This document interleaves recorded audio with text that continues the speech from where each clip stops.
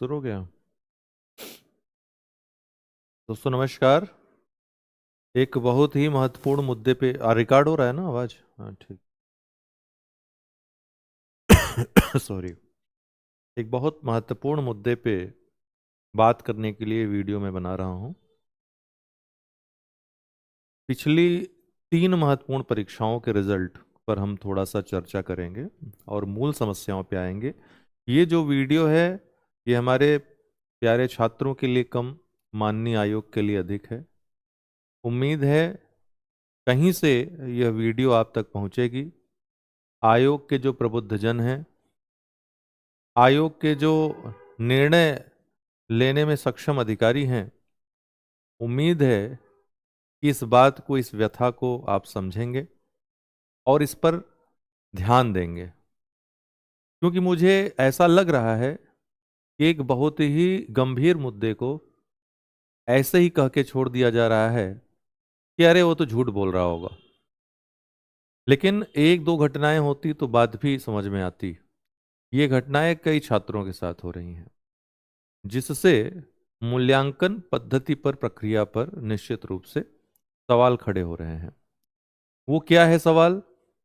वर्ष 2024 की पीसीएस की प्रीलिम्स की परीक्षा का रिजल्ट आपको पता ही होगा। उसमें बहुत बड़ा उलटफेर देखने को मिला था।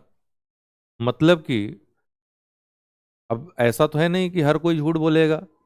रिपोर्ट जो आई उसकी रिजल्ट के बाद, 72 से 73 प्रश्न सही करने वाले छात्र जनरल के, वो इन थे। और जनरल के ही मैं एक ही कैटेगरी की बात करूंगा, और जनरल के ही 86, यहाँ तक कि 93 क्वेश्चन तक, 91 क्वेश्चन तक एक छात्रा है जनरल की थी, वो फेल थे, वो परिणाम में नहीं थे। ठीक है, लोगों को लगा कि बहुत सारे, उस समय ये थी कि बहुत सारे डिलेड चेंजेस हो गए, इस वजह से ऐसा हो गया होगा, बड़ा उलटफेर हो गया होगा। चलिए, इसके बाद आरओ प्रीलिम्स का रिजल्ट आया। उसमें इस तरह के प्रश्न चिन्ह नहीं उठ रहे थे। आयोग की जो आंसर की थी, चूंकि दूसरी आंसर की तो आयोग ने नहीं दी। अब किसी ने क्या डिलीट बताया, क्या चेंज बताया, उस पर तो आयोग काम करता नहीं है। आयोग तो गोपनीय रखता है सूचनाएं अपनी, खास करके कट ऑफ आंसर की, इस पर ज्यादा प्रयास रहता है गोपनीय रखने का, तो वो बाहर नहीं ही आ पाती हैं। लेकिन प्रश्न पत्र ऐसा नहीं था कि बहुत सारे उसमें बदलाव हों, और नहीं ही हुए होंगे। फिर भी हम आयोग की पहली आंसर की से अगर देख कर चलें, तो बहुत सारे ऐसे छात्र एक ही कैटेगरी में 128 में सेलेक्ट हुए हैं। और उसी कैटेगरी में आपने देखा होगा, एक छात्र ने क्लेम किया कि 150 उसके सही थे, उसने ओएमआर भी अपनी दी। कई छात्रों ने ऐसे तो क्लेम किया 150, 152, 152, 140 प्लस, ठीक है, लेकिन उनका सिलेक्शन नहीं हो पाया। और उनको ये अभी तक नहीं पता है कि उनका सिलेक्शन क्यों नहीं हुआ। एक ही कैटेगरी की मैं बात कर रहा हूँ, कम पे हो गया, ज़्यादा पे नहीं हुआ।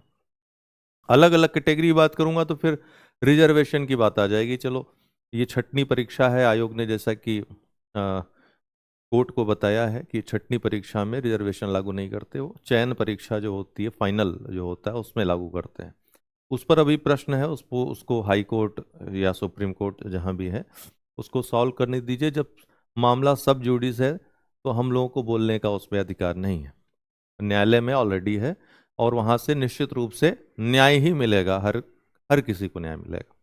अन्याय हो रहा होगा तो न्याय मिलेगा, सही हो रहा होगा तो आयोग जीत जाएगा, यही होगा। लेकिन यहां सबसे बड़ा सवालिया निशान खड़ा हो रहा है नंबरिंग पर, कि जितने लोग करके आ रहे हैं उनसे कम वाले उसी कैटेगरी में सेलेक्ट हो जा रहे हैं, और ज्यादा अंक पाने के बावजूद उसी कैटेगरी में सिलेक्शन नहीं हो रहा है। अब ये 2025 प्रीलिम्स का रिजल्ट जो आया है, इसमें भी अब मैं आपको बताता हूँ स्टोरी अपनी ही एक छात्रा की। हमारे जय स्टडी परिवार की एक छात्रा हैं, उनका नाम वैष्णवी है। आपने आ, उनका कल वीडियो भी देखा होगा। काफ़ी लंबे समय से जुड़ी हुई हैं। तो आर ओ में उनका 130 प्लस था, 133 या 134 प्लस लगभग था, और पूरा यकीन था कि उनका हो जाएगा। लेकिन रिजल्ट में नहीं हुआ।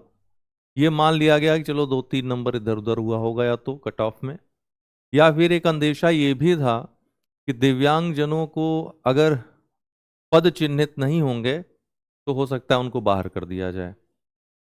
जबकि जब नियमावली निकलवाई गई, 2022 की नियमावली है, शासनादेश है, आप सब भी देख सकते हैं, वेबसाइट पे है, उसमें स्पष्ट दिया हुआ है कि अगर दिव्यांगजन का कोई कैंडिडेट, कोई दिव्यांगजन है, कोई पीएच कैंडिडेट है, वो अपनी मेरिट से अधिक अगर अंक पाता है, अर्थात वो जनरल कट ऑफ क्लियर कर लेता है, तो उसे जनरल में ही काउंट किया जाएगा, उसे अपनी कैटेगरी में, मतलब पीएच कैटेगरी से सीट उसको नहीं दी जाएगी, जब तक कि वो जनरल कट ऑफ क्वालिफाई करता रहेगा, जैसा अन्य के लिए है। ये पीएच के लिए अलग से शासनादेश आया था इसमें।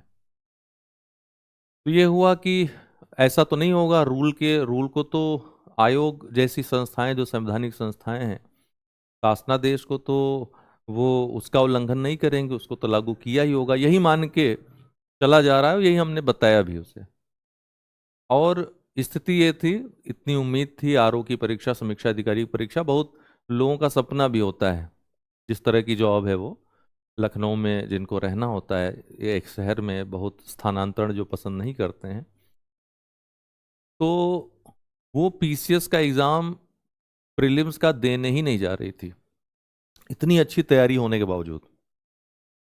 लेकिन मैंने भेजा कि नहीं, पूरी मेहनत बेकार हो जाएगी, इतने समय से जो मेहनत है, हमारी भी मेहनत है, हमको नहीं अच्छा लगता है कोई छात्र हमारा इस तरीके से हिम्मत हारे। तो मैंने उसे हिम्मत दी और अंततः वो एग्ज़ाम देकर आई, और लगभग 100 प्रश्न, 99 क्वेश्चन उसके सही थे। उसकी ओएमआर भी है, उसने ओएमआर भी दी है, अपना प्रश्न पत्र भी दिया है, और ये प्रत्यावेदन मैंने सजेस्ट किया है कि वो आयोग को भेजे, माननीय आयोग को। और निश्चित रूप से मेरा ये रिक्वेस्ट है आयोग के सभी अधिकारियों से, इस बात पर विशेष ध्यान दें कि क्या ऐसा हो रहा है, क्या मशीन में कुछ खराबी है, क्यों लोगों को, या तो जितना 99 प्रश्न बहुत ज़्यादा होते हैं, है ना, 91 92 पे, इवन 89 पे भी कुछ लोग सेलेक्ट हुए हैं उसी कैटेगरी में, मतलब जनरल में अगर माना जाए तो।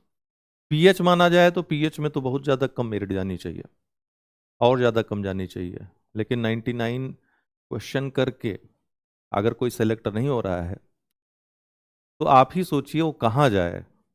न तो उसको अपना नंबर पता चल पा रहा है, कितना नंबर उसे मिला है। तो आंसर की अगर रिवाइज आ जाती तो वास्तव स्थिति का पता चल जाता, कट ऑफ आ जाता तो कुछ बातें क्लियर हो पाती।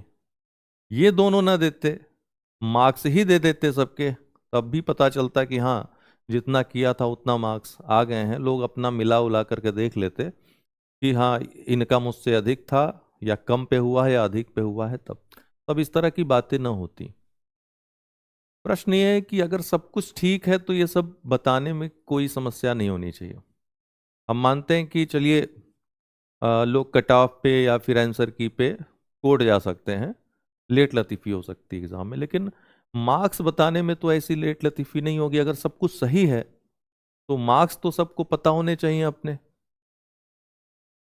ये सभी छात्रों की तरफ से प्रार्थना है, प्रे है आयोग से, कि आप जो छात्रों का विश्वास है, जो आस्था है आयोग पे, उसको बिल्कुल डगमगाने न दें। ये जो बड़ी समस्या है, इस पर ध्यान दें। और निश्चित रूप से मुझे ऐसा लगता है कि इस वीडियो को देखने के बाद ये सारे प्रमाण बहुत जल्द माननीय आयोग को प्रत्यावेदन के माध्यम से भेज दिए जाएंगे।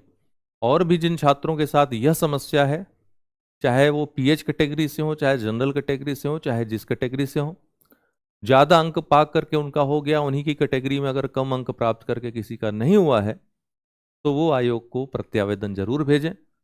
पहला प्रयास तो यही होना चाहिए कि जिस संस्था से वो भर्ती लेना चाहते हैं, सबसे पहले उसे प्रत्यावेदन भेजें। मे भी एक्शन हो, कुछ ना कुछ तो उस पर एक्शन होना चाहिए, ऐसा उम्मीद है। बाकी आपके पास अन्य रास्ते भी हैं, कोर्ट भी है, माननीय न्यायालय भी हैं, ठीक। फिलहाल ये बहुत ही बुरी परिस्थिति है उन छात्रों के साथ जो अपनी तैयारी जारी रखना चाहते हैं, जो तैयारी करना चाहते हैं, लेकिन उनको दिशा नहीं मिल पा रही है।